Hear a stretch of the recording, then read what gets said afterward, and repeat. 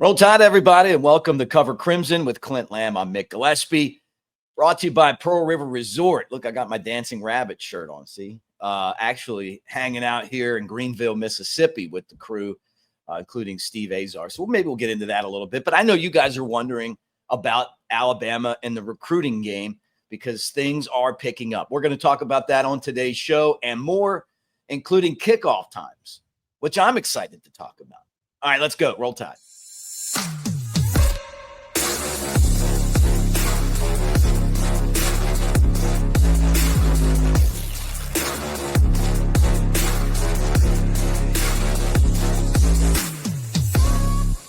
All right, there he is, Clint Lamb. I'm Mick Gillispie. What's up, brother? I'm doing good, brother. How you doing today? You having fun over there in Mississippi? It took forever to get here, but then once we got here, it was cool. Al from Home Improvement is in the golf tournament, so maybe Coker and I can get a selfie. That was such a good show back in the day.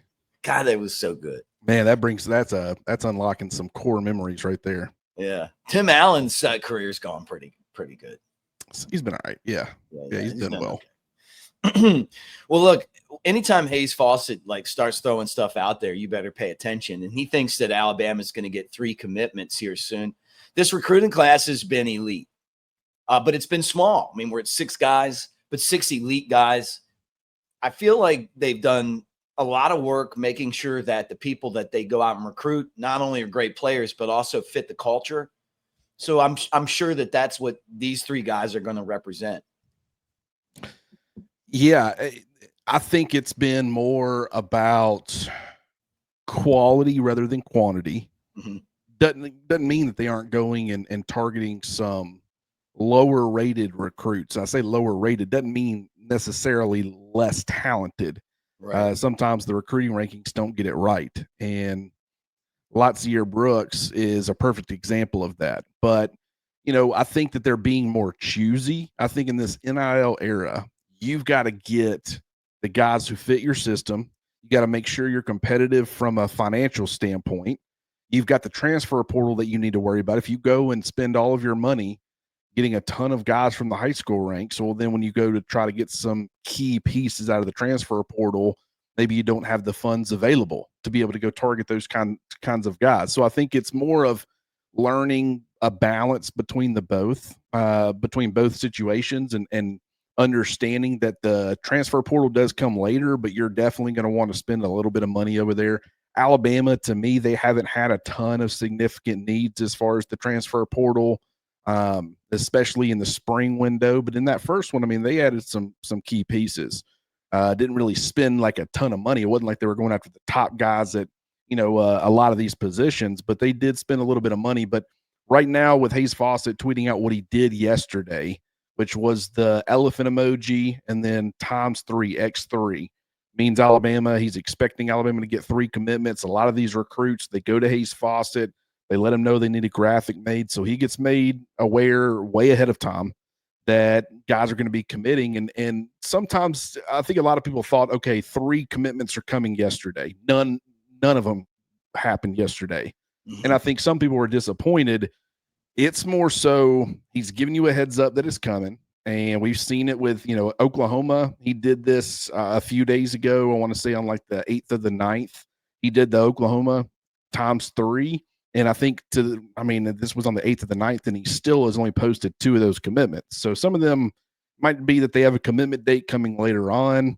But, Alabama is clearly trending in the right direction with some of these guys. And I will say, based off of the RPM predictions, I would say Jira Edwards is probably a good place to start as far as who those 3 could possibly be.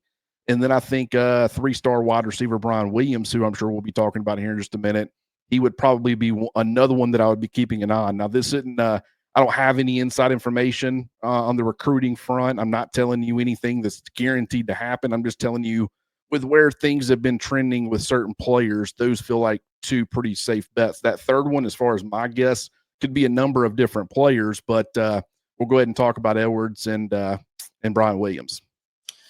Yeah, I mean, and Edwards, the guy from Maryland, right? 5-star. And you talk about guys that are coming in and making an impact. I mean, you look at this recruiting class already, and you've got 5 stars, a lot of 5 stars, and continue to build on that high 4 stars. But Bama has just done so well with those guys in the secondary. I mean, it's crazy. I think that and offensive line, every time you turn around, it's like, man, there's another dude, like some real dudes coming. And this feels like another one. The star power from a recruiting ranking standpoint has certainly been there in the secondary. There's no doubt about it. Offensive line, you know, sometimes it's a 3-star guy or it's a lower rated 4-star, and fans are, you know, really a lot of times they're ahead of the curve. They're ahead of the curve on a lot of these guys, to be honest with you. But they'll get one of these offensive linemen, and maybe he's not super highly rated. Michael Carroll last year is a good example. Next thing you know, he's the #1 interior offensive lineman in the country. Now, I'm not saying that's going to be anybody that Alabama has committed up to this point in their offensive line class, but I do think that guys kind of like Chris Booker was an unknown kind of prospect when Alabama landed him, has since become a very big prospect, will continue to climb, in my opinion. Georgia's after him hard. So I'm excited to see where some of these guys land. The coaching staff's ability to be ahead of the curve on a lot of this is nothing short of spectacular. And all it's going to do is just kind of, to the people who have the conspiracy theories that there's the Bama bump or whatever you want to call it, this probably reinforces that for them. But really, it's just his coaching staff, because others, you know, Kirby Smart chasing after Chris Booker and really trying to get him to flip and putting a huge effort towards that. That tells you that it's not the recruiting rankings trying to help Alabama out. That's people discovering a really good player. They're just discovering him a little bit later. Keelan Russell, going to get him, flipping him from SMU. How many people ragged Alabama about getting a 3-star quarterback from SMU? How the mighty have fallen. And next thing you know, he's a 5-star, the highest rated, one of the highest rated recruits in Alabama history. That's just how it is. But with Jaira Edwards in the secondary, that's not where we're at here. I mean, they have loaded up on 5-star and premium 4-star talent. And with Jaira Edwards, man, I mean, I did want to go ahead and pull this up because they are in the running for Jet Washington. Will they get both Jet and Jaira? I mean, I think that would be a tough, you know, it would be amazing if they could. The number, I think, 2 and 3 safeties in the country. But these are 2 guys with length. We've talked about them a little bit. You look at what they got last year with Dijon Lee. You look at the fact that they got Jordan Edmonds there as a 5-star commitment already at cornerback. You look at Zay Mincy being a 6'5", or excuse me, a 3-5-star. And that's why I kind of wanted to pull up. Can you imagine this kind of secondary where you've got 5 5-star recruits? It looks beautiful. Are already on campus in Mincy and Lee. Jordan Edmonds is already committed, and we think it's a very strong possibility that Alabama could end up getting Jaira Edwards pretty soon. Jet Washington's by far, in my opinion, the biggest up in the air. Alabama is trending well with him, but it's probably going to come down to Alabama or Oregon. But you're talking about length, 6'5", 200 for Jet Washington. Jaira Edwards, 6'2", 210. Zay Mincy at 6'3", 205. Dijon Lee, 6'4", 197. And, of course, Jordan Edmonds, 6'3", 180 pounds. This coaching staff is doing a phenomenal job, once again, of adding length, adding premier talent. It's not that length hinders these guys' movement. They can move, but they're tough to throw over, finding windows. They got that length to compensate when they're playing from behind a little bit. And for Jaira Edwards in particular, I have been extremely impressed. He fits exactly what Alabama wants at Husky. Right. Being 6'1.5", 6'2", 205, 210 pounds, extremely physical, has been playing kind of that slot corner for his high school team quite a bit. But he's got crazy athleticism, strong football IQ, and that combination will allow him to play multiple spots and play multiple spots early, in my opinion. He's got the football IQ for it. He's great in run support, triggers downhill extremely quickly, runs the alley with speed and physicality. And I love the way that he brings it as a tackler. He is a tone setter for your defense as far as being a tackler. You want that up in the box. He can handle the physicality. He can handle the coverage side of it. Jaira Edwards is one of the most impressive safety prospects that I've seen in the last couple of years. And when you talk about awareness and instincts and zone coverage, just think he would be a perfect candidate in Kane Womack's defense to play that Husky position. Hey, I love the look at that 5 stars all over the field, but it takes some 3 stars too. I mean, think about Bray Hubbard. What was he, a 3-star? And he's like Low ranked 4-star, higher yep. than Caleb Downs. Roll Tide, man. And the guy can throw a fish too. Met him at the mullet toss. Hey, guys, I know you're looking at vacation right now and you're going, where should we go? And I'm showing you right now, Residence Inn by Marriott, Ocean City, Maryland. Big fans of the show. Our guy Keith out there. You're talking about being right there on the water, places like Secrets. When I was in high school, this is where we went for spring break. It really is paradise. And you're looking for a vacation spot, check it out. And that hotel is Hotel of the Year. Look at it. It's fantastic. Right there in the heart of Ocean City, Residence Inn by Marriott in Ocean City, Maryland. Coastal Style Hotel of the Year. Jim Dunaway, Ryan Brown, Lance Taylor, they all flew out there and had a blast. But we appreciate them for being part of what we do here every day. And you guys will too. And I want to hear about your vacations out there. Great graphic too. I'm ready to just jump right in the water there, Clint. Every time I do something with Jimmy, by the way, and granted, he hadn't had a chance to see the new graphics that we got, but every time I do a video with Jimmy, we play that commercial for Pearl River Resort right there at the end. When I get off with him and we stop the recording or whatever, he immediately pops up. He's like, I'm ready to go to Pearl River. I mean, he's every time we record a video, it's been at least 3 or 4. Yeah. He's immediately came back and said, that's probably the best commercial I've ever seen. Yeah. The guy that made that commercial is actually at this golf tournament. Along Very with cool. Al from Tool Time.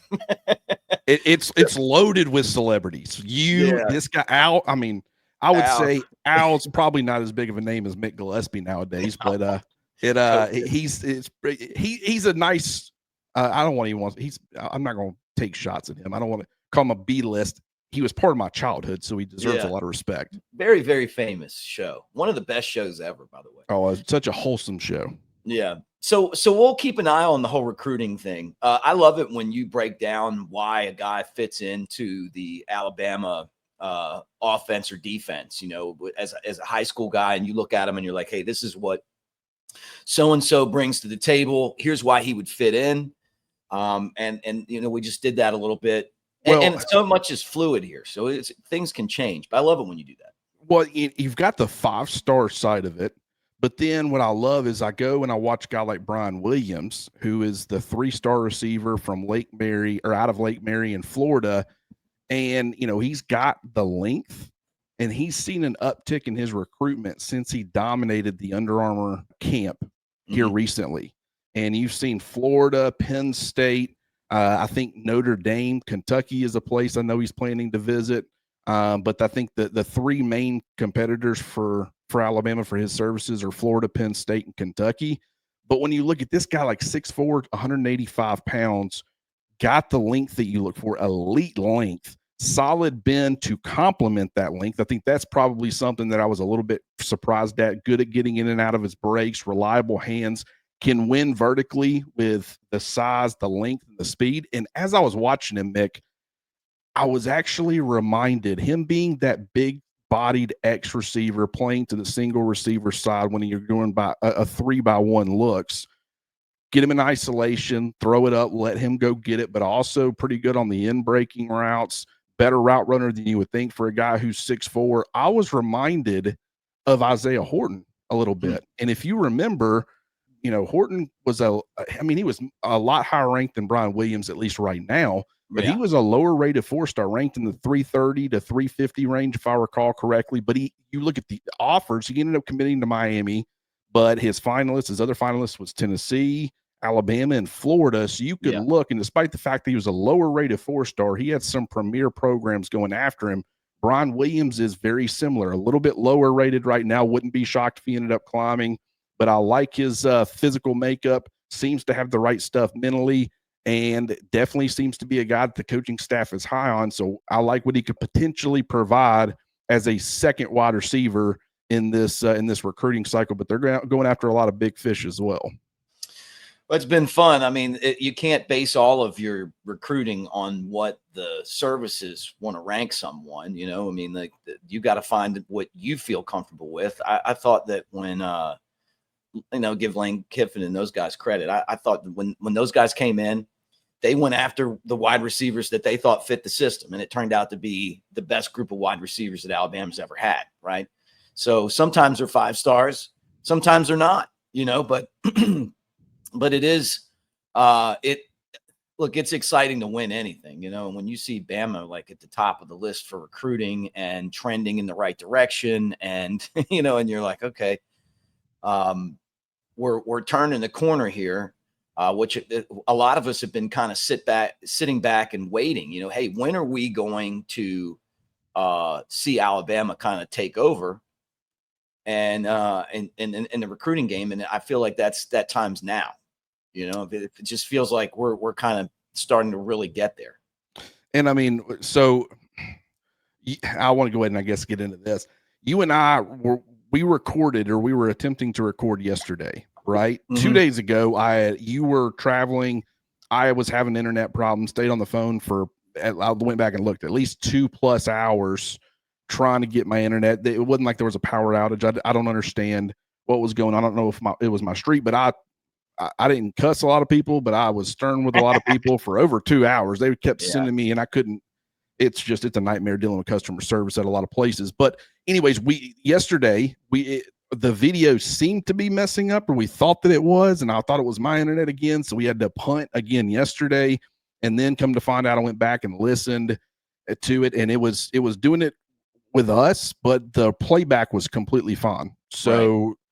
We actually could have just kept recording, but it kept skipping. And I was like, I'm not going to put people through that where they're missing words and stuff. But the reason I bring that up is to say I did take a short clip of that and I posted it to all the socials and everything. I think I also uploaded it as a YouTube short.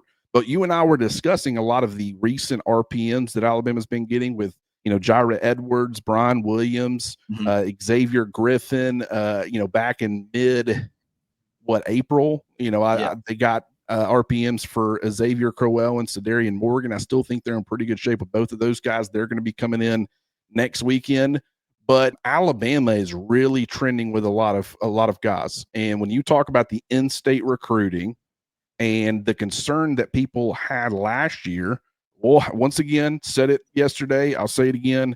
We have to wait to see how it actually ends up playing out. But I would say that Kalen DeBoer and this Alabama coaching staff is showing an ability to recruit in-state players at a much higher level than they did last year.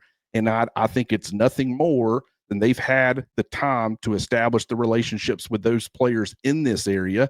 And so are you as concerned about in-state recruiting as you were this time last year? I don't know. I mean, you better get Tank Jones. We talked about that yesterday. I don't know if you guys saw it, but Auburn feels like they're going to get him. Alabama feels like they're going to get him. It's a tug of war. You're talking about an elite guy on the defensive side of the football out of St. Paul's. You want to get Crowell out of Jackson. There's the wide receiver out of Anniston. You got to get him too. I think you got to dominate in state. Alabama did that with Saban. Alabama football players are different, and that Scott Cochran talked about that when he took the job at West Alabama. So I hope that's the case. I mean, it feels like it, but we'll see when it's all said and done. That they know that they need to win the in-state. You got to get the perimeter guys. Well, and Tank Jones, I'll be curious to see how that plays out, because I do think Alabama's in good shape for him. And we discussed this yesterday, and it's unfortunate because we've kind of already had this conversation, but that back and forth really wasn't shown. But to me, I know Nolan Wilson. He's another top 60, top 70 player. He's not ranked as high as Tank Jones. And the fact that Tank Jones is an in-state guy kind of can probably play Wolf, but I think he's got the frame to grow into being a Bandit. I mean, Tank Jones, I've told people for months, I mean, out of all these players that I've watched, and I've watched a lot of them, and I really like a lot of them, and I love a lot of them. Mm-hmm. But Tank Jones is still, if he's not one, he's 1 or 2 for me as far as guys that I've watched, and just I think he could do extremely well. But with a guy like Nolan Wilson, who's probably going to be playing Bandit, Titan Davis has some inside-out ability. I said before, I think maybe a little Kelby Collins-esque, where maybe you ask him to play inside, but situationally you play him out there on the edge at the Bandit spot.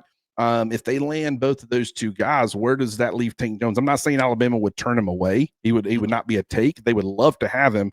I don't know how adding those two players, like how Tank Jones would feel about that. So I'll be curious to see how that ends up playing out. But I think that if they get Nolan Wilson and they get Titan Davis and they really bolster their defensive line class through that avenue, Tank Jones would be a phenomenal get. And it's not one that I would like to see Alabama miss, especially with them being in state. I feel like Alabama would have done a pretty good job because you've also got Jamarian Matthews, who was an in-state guy, went to Georgia. He's still going to have that passion for Alabama like any in-state kid would have.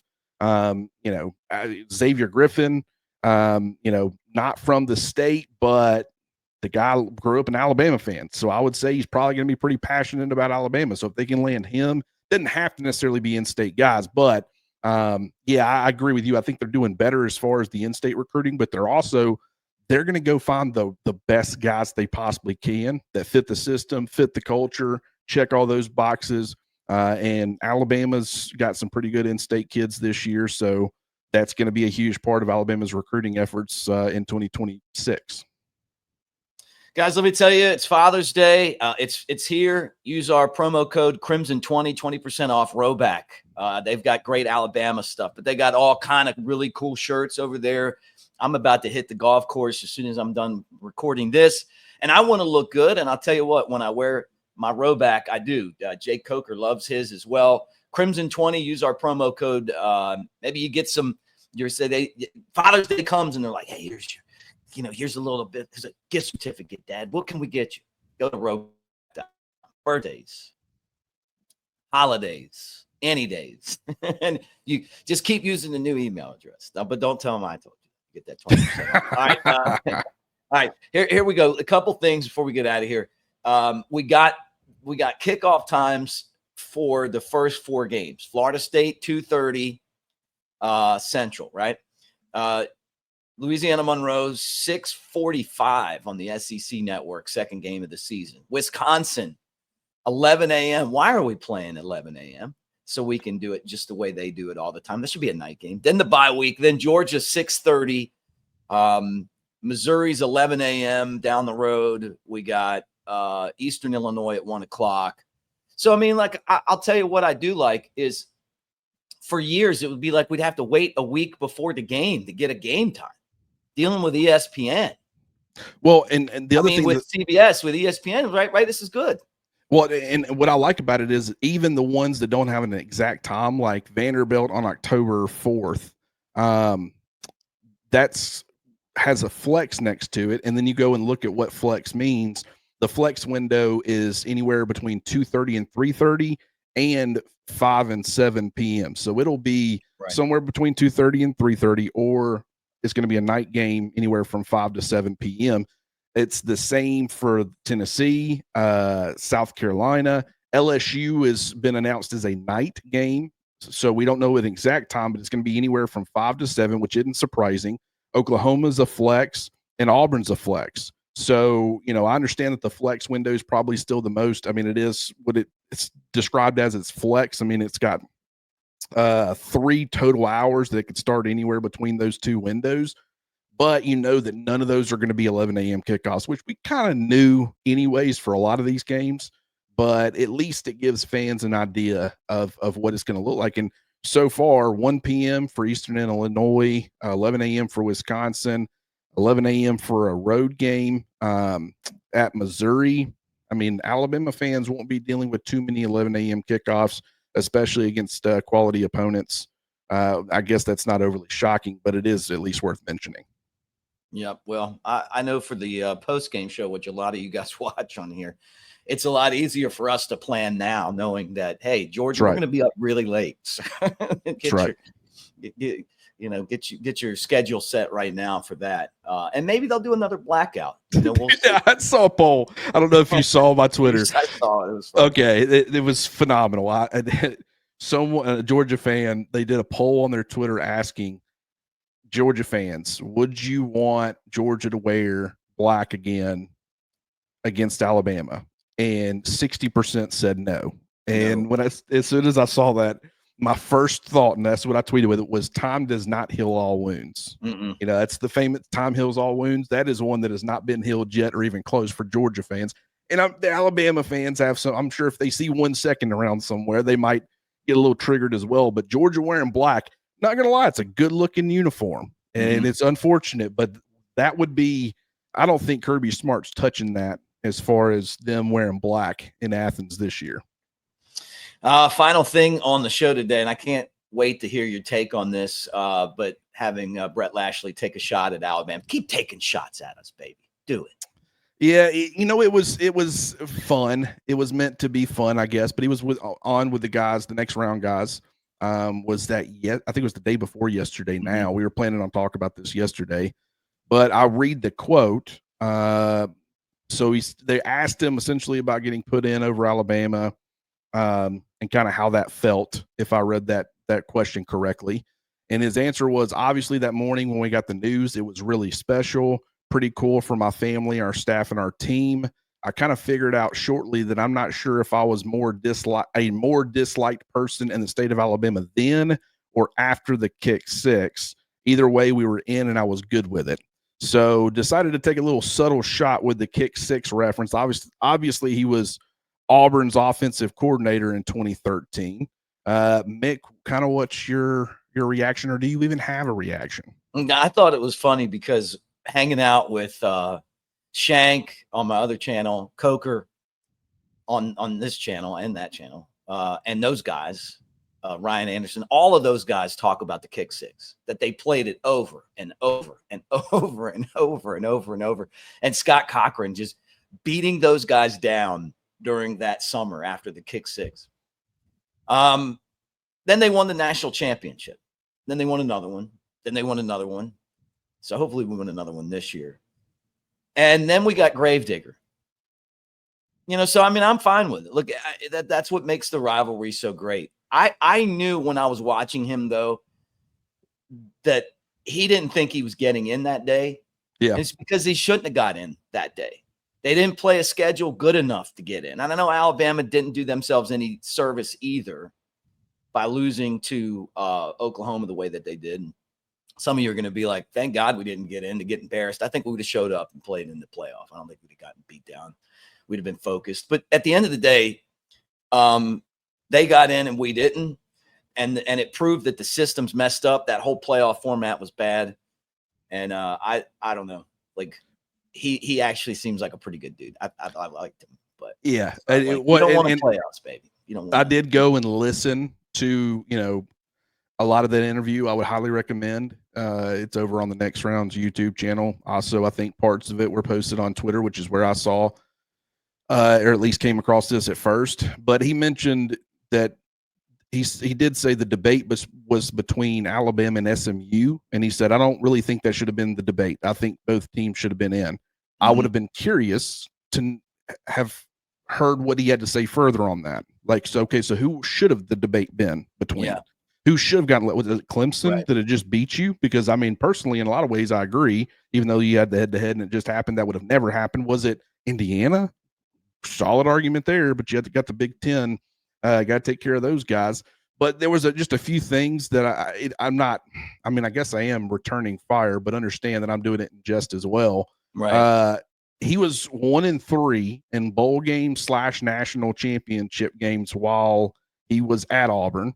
That game technically was won on special teams, not on offense. Right. It was, kick six for a reason, even though I will give the offense a lot of credit. They'd scored points and put up yards and put them in that position. Right. But Gus Malzahn called the plays for Auburn. Yep. He didn't even call the plays as the offensive coordinator. In fact, I think that if you would have gone back to 2013 and polled Alabama fans or just asked the question, who is Auburn's offensive coordinator, I would venture to guess that a huge majority of fans didn't even know he was their offensive coordinator and didn't really know who he was. Certainly know who he is now. I mean, he's got obviously being a head coach for a college football playoff team, but it's just, I thought that was funny because it's like, I don't think they hated you much back then. I think they hated Auburn. I think there was some bad blood there, but someone seeing you walking down the street wouldn't have known who you were or what role you played in that.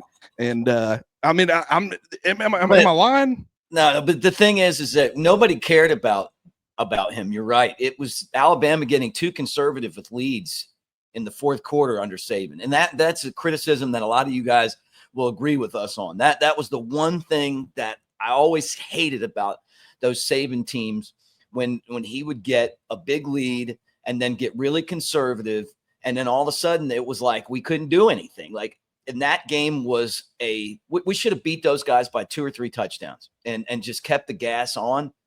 And I think that's one of the reasons why he went with a more high octane offense too, because I think he felt like, that they would get in the spots where they would sputter out. But that 2013 team, there were so many years Alabama won a lot of championships where they could have won another one. That was definitely one of those years. But they came back and I said 2014 they won the SEC. 2015 they won the national championship. But they used that kick six as motivation. I'll tell you what though, would you rather have the kick six or the gravedigger? I mean, we haven't. Maybe it was the fact that it was the other way around, and so maybe that's why ESPN's not as obsessed with it. Like, it was such a legend. The reason that the kick six, first of all, the percent chance of that happening, and how many times has that happened in football history across any level? I mean, I'm not going to say less than 10, but I mean, I do feel like, fan, I saw it though. Because Ed Reed used to do that. They'd throw him back there and he'd return those short kick field goals. That's how I knew it. Like, as a Ravens fan, I'm watching it. I'm like, I don't know about this idea. but if you didn't watch the Ravens, you probably didn't see it. Cause you're right. Like, a lot of people didn't even know you could do that. But the gravedigger play, what are the percent chances that that's going to connect? And especially in the way that it did in Auburn, rushing 2 or 3 max, but I want to say it was just 2. But it's like I think the reason that people that unbiased people have been obsessed with the kick six is because it brought down the legendary Alabama, and Alabama beating not very good. It would have finished as a sub 500 Auburn squad on a gravedigger play. Really, really didn't affect things too much, and they didn't go on to win a national championship. So we reached in there and grabbed their heart out twice. Bryce Young took one. Bryce Young won a Heisman down there. Honestly, so did Mark Ingram.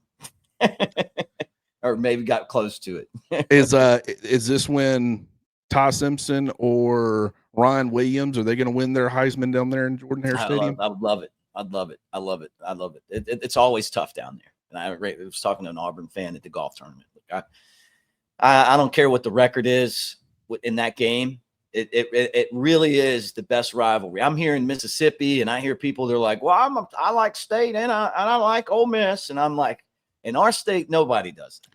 Question. None of us do that down in Alabama. You either like one or you like the other. I don't ever meet anybody who's like, well, I'm an Auburn guy unless they're playing Alabama. No, you're not. No, you're not. I got a question. Most of y'all want them to lose every game. I want to. When I first saw Ryan Brown's toughest places to play list, like everybody else, I was floored because Jordan-Hare was sitting up there at number 1. And I was like, what are we doing? The logic that he used behind the pick, though, actually made a lot of sense. And when I actually heard him explain, I'm like, you know what? Think about it. You can say Bryant Denny's extremely tough to play because Alabama's record is so-and-so and so-and-so at home since so-and-so. But what they had an elite coach in Nick Saban. They had elite rosters. If you take away those things, is Bryant Denny still do they have that same win-loss record? No. Right. I will say that his justification for saying it causes mediocre Auburn teams, that stadium, to elevate their play against the Georgias, against the Alabamas, and makes them competitive in those games when they really shouldn't. Part of that, I think, is just the Iron Bowl. But let Auburn go to go to Bryant Denny, and you don't really get that. So I think the stadium does play a factor. So if you're talking about pure stadium atmospheres and affecting the outcome of games, I think that if Jordan-Hare wasn't as tough to play as it is, and I mean, even Nick Saban has admitted that place is voodoo stadium, then Auburn probably gets the mess kicked out of them against a lot of these much more talented Alabama teams. So I actually think, I mean, do you agree? Because I mean, hearing the logic, I don't know that I would put them number 1 and I would go that far, but I will say he had some thoughts behind that, and I don't think it was a ridiculous take at all. No, I mean, look, they get better luck than anybody I've ever seen. Ask Georgia fans; they feel the same way. Yeah. Guys, thank you for hanging out with us. Again, we're brought to you by Pearl River Resort over in Philadelphia, Mississippi. We've been over at the Steve Azar Delta Blues golf tournament here in Greenville, Mississippi, and hanging out with the chief and all of our friends. Coker's here. We're going to try to throw some content on the channel from here. Maybe we can get Al from Tool Time to jump on with us. But anyway, you guys can go to Dancing Rabbit. You can play. It's the Augusta. You can play. You don't need a membership. 2 amazing courses when you talk about the Azaleas and the Oaks, multi-million-dollar facility. And it's an hour and a half from Tuscaloosa, 2 from Birmingham. You got table games and slots at Silver Star and Golden Moon Casino right there by the golf course. You got Geyser Falls, which is the water park right there on the facility, the spa and the sports book, Timeout Sports Lounge, Vegas-style sports book right there in Golden Moon Casino. But we appreciate them. We appreciate you, Clint. I will talk to you again. What is it? Today's Friday? I guess Monday, right? All right. Roll Tide, everybody.